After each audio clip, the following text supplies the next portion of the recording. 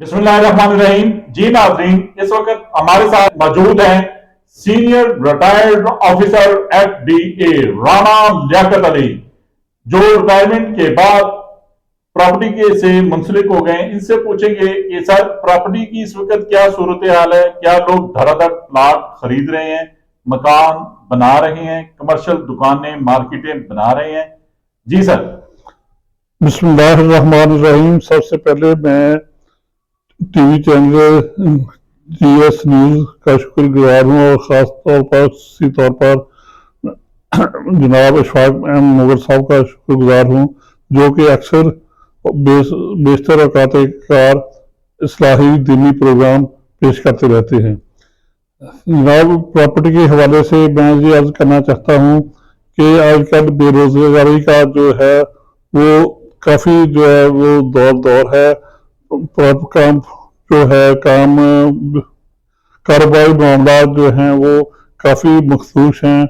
लोगों का रोज़गार जो है, बेरोज़गारी आम है, इसलिए लोगों के पास इतने वसाइल नहीं हैं कि वो अपने बच्चों का पेट पालें या अपने लिए मकान जो है वो तामीर करें, इसलिए ऊपर प्लाट खरीदें। इसलिए मेरी हुकूमत वक्त से ये दरख्वास्त है कि वो रोजगारी के सिलसिला में ऐसे इकदाम करें जिससे पावर लूम्स, फैक्ट्रियाँ और दीगर कारोबार अच्छे तरीके से चल सके, ताकि लोगों का जो है वो बस रोजगार भी हो और अपने मसाइल जो है वो उनका भी हल तलाश करें। जी बिल्कुल, राणा लियाकत अली साहब ने बहुत अच्छी बात की है।